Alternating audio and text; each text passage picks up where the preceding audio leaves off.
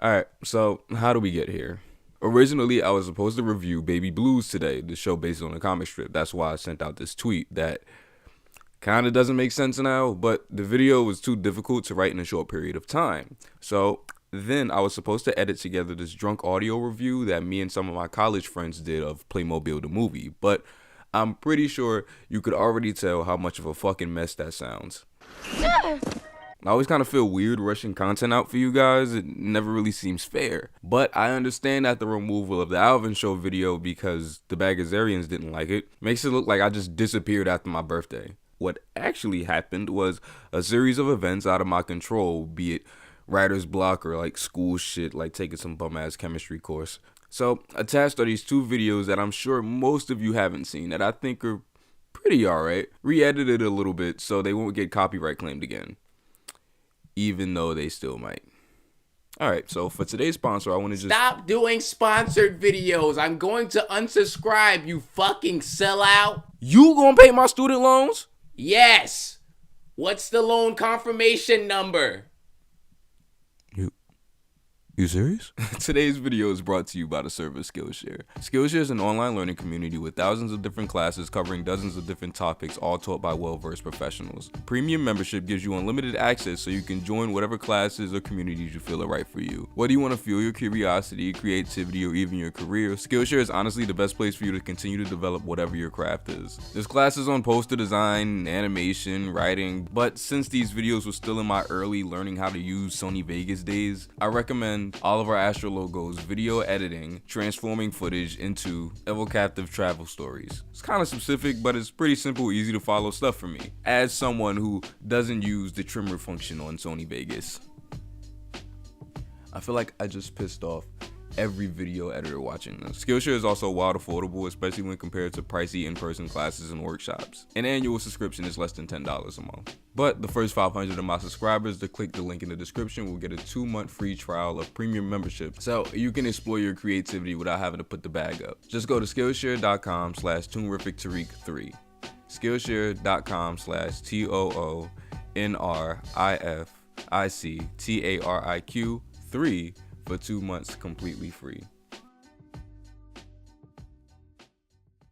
So this first one is How Chloe Killed the Fairly Odd Parents, originally done in December 2016, re-released on May 28th, 2017, and ended up getting to 1 million views out of nowhere somewhere in August. A lot of OG fans probably found me because of this one. It was the first time people recognized me on campus and shit. If you want the details of how I was feeling around the time that this came out, check out my Miseducation of ToonrificTariq video. It does a pretty good job chronicling my emotions back then. Let's just say that I'm happy that my second blow up was for something that was much more positive and not projecting hate onto a bunch of niggas that I don't know. I don't think I ever have or I ever will do another negative review after this one.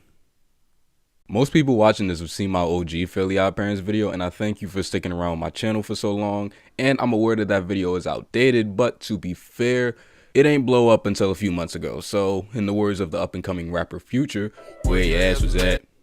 Question mark. I also meant to make a sequel video, and I really did do one. It was just taken down twice. If all goes according to plan, you should be able to watch it after this introduction. This video was written in December, back when there were a handful of episodes of Fairly Odd Parents Season 10 released. So while I do give my thoughts on Chloe, this was before Poof came back that one time, or the switch to Flash animation, which, in a word, is terrible. I will entertain no further discussion.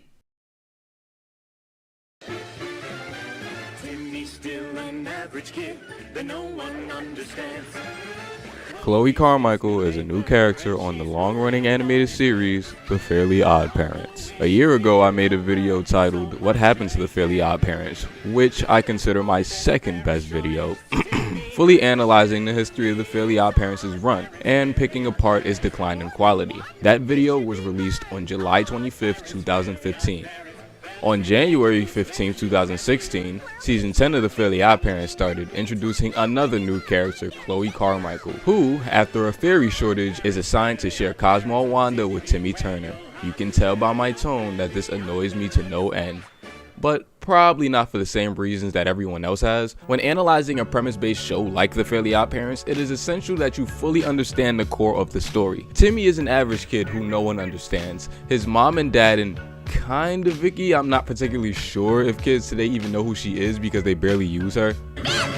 Alright, bitch, damn. What I said in my last video was about how the show is essentially about how no one around Timmy fully understands him, and he's constantly pushed around. It's not until Cosmo and Wanda enter his life that he fully starts to become happy. That's mostly because they're the only people in his life who listen to him and actually got to know him. The heart of the series comes from these three characters and their growing relationship as a family. No one related to Timmy understands him, but these guardians he's been given do. Every smile painted onto his face is because of Cosmo and Wanda, and that's what drove this show's soul. My main issue with the introduction of Chloe is that she literally throws all of this out of the window. Chloe is perfect. She's enthusiastic, optimistic, kind, caring. Beautiful, kind, and gentle. I already said kind, suck my dick. Mom, the Fairly Odd Parents made Tariq so annoyed that he told Jeremy to suck his dick. Candace, okay, I don't give a fuck, alright? I don't give a shit. Chloe is in trouble like Timmy, which kind of makes this whole giving her fairies thing really undeserved and going against the whole setup of the series. And no, I mean, they could have definitely made this work.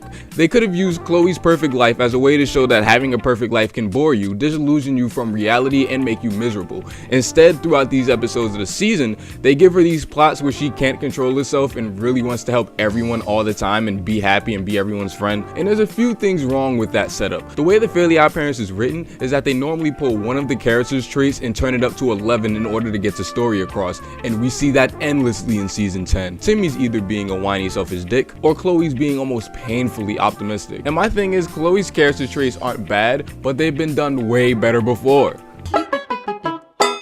These character traits don't justify her need for fairies. If any aspect of it does, it's her stress, and it's stress that she causes. No one told you to be extravagant. You're a kid. Go read a book or something. Not a sports page, not a magazine, but a book, nigga. A fucking book, nigga. Wait, what was that? It doesn't even seem like the writers fully understand the motivation of her character's addition either. I try too hard to fix things and I end up annoying people, destroying cities, and then no one wants to be my friend. We love Chloe! We love Chloe! I love Chloe! I love Chloe! You gotta be kidding. And alright, but where the fuck is Poof? Or that shitty ass dog? But in all fairness, I don't think any of us fully give a fuck about Sparky. I honestly would be satisfied if they killed him off. I fucking hate Sparky.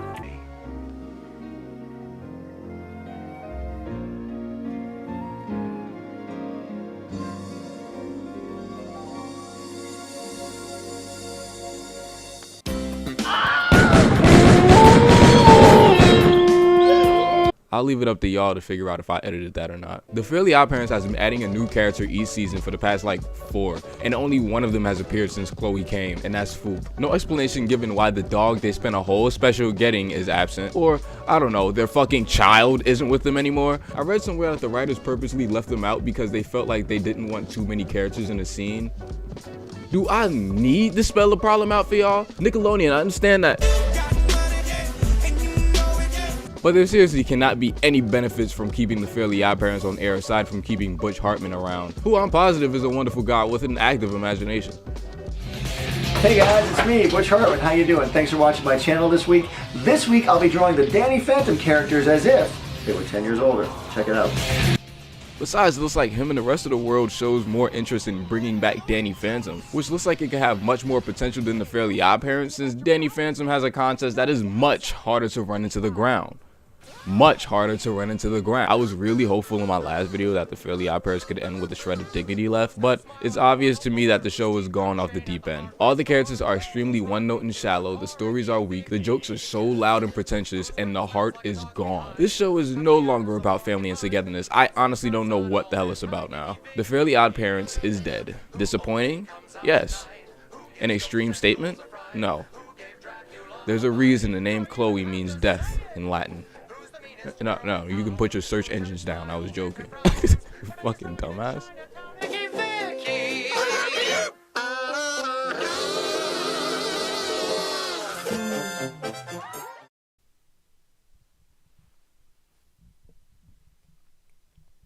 Alright, so this one is from February 20th, 2017. It's called The Art of American Dad. It makes sense. Y'all remember that The Art of Dog Bites Bear video, the one about the Family Guy episode? Yeah, so this whole The Art of thing was supposed to be like a series, and it looked like one for a while until they took the damn video down. I remember not being too proud of this one either. I'm sure I was burning through some writer's block back then, but I do make a lot of valid points and say a lot of things in here that I still agree with. The end makes me a little uncomfortable because you can tell I wasn't myself yet because I make a couple of like crude, unnecessary jokes in there that I might cut out. But the overall thesis, I think, is solid. I definitely plan on going back to that The Art of shit eventually. I got a few ideas in the tuck, and I definitely want to remake this one again, but in the 20-minute format that I'm known for now. That and like the Dave the Barbarian video. That show deserves better. The Jammers!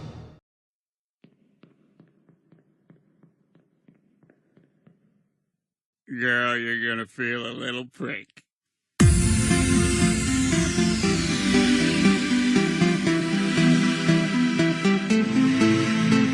So I guess I've been watching a lot of American Dad recently and wanted to see if I could find any solid reasons why most people seem to like it more than Family Guy and the Cleveland Show. Because, you know, that seems to be a really popular opinion as the years go on. Like how Teen Titans Go is nothing like the original, but the original is nothing like the comics, so I'm having trouble seeing the don't talk about that. Never mind. Ironically, all of American Dad's advantages over the other two shows by Seth MacFarlane can be seen in his opening. It's not ironic, it's just coincidental. Family Guy's theme song starts off as a parody of All in the Family, but then breaks off into this Broadway illusion. It sort of gives off the impressions that the characters all know they're in a show, which isn't bad or anything, it's just a different tone. American Dad, though, opens with Stan waking up and greeting his family, and you really get a feel for who he is in their relationship. By the end of it, you know Stan, that he loves his son, doesn't always agree with, but has an equal love for his older daughter. His wife always has his back, they have a fish and an annoying alien, and he works at the CIA. Even Stan greeting the Jesus and the American flag on his wall shows his patriotism. I guess you can kinda get the same thing from the earlier opening, but it just kinda mushes the whole family together and he just backflips into his car and waves goodbye to all of them at once. The current one is much stronger in that regard, I guess. Although him slamming into the CIA sign is a bit much.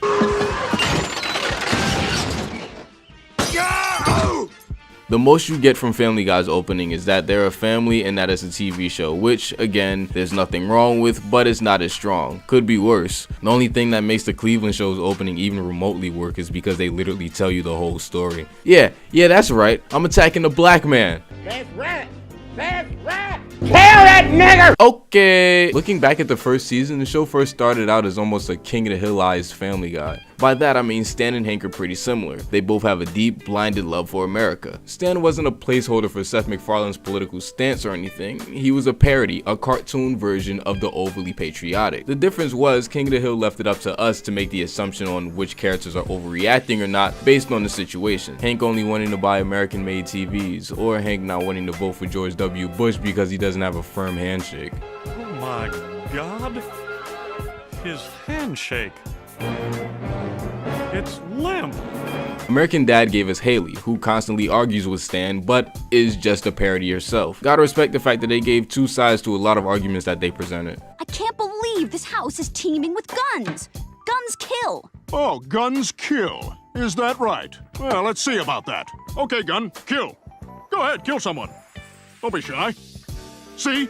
Guns don't kill people, people kill people. Guns defend people against people with smaller guns. I think they kind of just dropped this whole angle to make the characters feel more solid and not just caricatures, but this just shows that they have much more going on than their predecessors from the beginning. People just thought of this as a Family Guy clone when it first came out, but that's mostly for the people who haven't seen the show. Stan, Francine, Haley, and Steve are nothing like Peter, Lois, Chris, and Meg, and the main difference is that they actually care about one another. And I know, you know, I made this point in my other video talking about Family Guy, but I think there's a little bit more to explore here. You look at a show like Seinfeld, which is the quintessential characters that ain't shit sitcom. Seinfeld doesn't care if you care about Jerry, George, Kramer, or Elaine, much like Family Guy doesn't. The difference is that Seinfeld doesn't try to give you a reason to care about them right after they tell you that you shouldn't. You've given me a wonderful life. I love you all. You know what, Dad? I'm starting to think that you've just been using me to advance your career. God, You're a terrible father. I never want to see you again. See what my problem is now? And again, that'd be different if these were actually morals. I'm not saying that every show needs to be morally correct to be enjoyable, but I am saying that if you're going to tackle a moral, you need to do it correctly. American Dad's characters really care about each other, and the writers make it imperative that you get that by the end of each episode. They're mean to each other in varied ways, but the heart ties it all together. The heart is affirmed. The heart part, the family part is affirmed. It's not just about, obliterating all of society and making fun of reality and pulling everything apart. Right. But there is a love for each other. Yeah, it all comes back together. Right. Like when Stan found out he was a reincarnated Hollywood star and left to star in one of his unfinished joints, leaving Francine behind just to go back to her in the end, even though they both might be killed. Or that whole arc about Haley wanting to marry Jeff, but Stan and Francine not letting her because they only want what's best for her. Or when the Smiths went to Saudi Arabia and Stan learned the importance of respecting his wife. There's a ton of these, honestly. The difference between American Dad and something like The Simpsons is that some of the things the Smiths say to each other, The Simpsons wouldn't. Oh yeah, damn, that's my mama. Damn, if that wasn't my mama. Okay. So in some ways, American Dad is the middle ground between The Simpsons and Family Guy. And I mean, no, American Dad is still like Family Guy and The Cleveland Show in varied ways, from the stiff animation to the phenomenal music, but it just has so much more going for itself. Enduring characters, surreal stories, smart dialogue, and sharp satire. The writers and artists clearly love what they do, and I'm not saying it's a GOAT or anything, but I am saying that American Dad is truly something special and deserves to be appreciated for what it is. There's a reason why this is the only show that Seth MacFarlane has created that hasn't underwent some form of cancellation, despite the fact that it switched to a different network that actually treats it better. Any show that could do a straight up stone-faced James Bond parody and name a stripper character Sex Pun to Come is definitely A1 in my books. Can this show get any hotter? It American. And if you're not bumping every time they get Steve to sing on here, then WYD! My body all over your body, babe. Your body all over my body, babe. There's a little something for everyone in American Dad. The reason we get a character like Roger is because he keeps us grounded and gives us that sly, self-referential humor that Seth MacFarlane is known for, even if he's only written one episode. The pilots. But characters like Stan, Haley, Francine, and Steve remind us that it's just as much fun hating your family as it is loving them. To me, that's why you care about the characters, and that's why you come back and watch the show again. Right. And we do become lots of shows that are all about that edge. You watch those shows and you don't care. And if you don't care, then why are we here? And that, my friends, is a true art.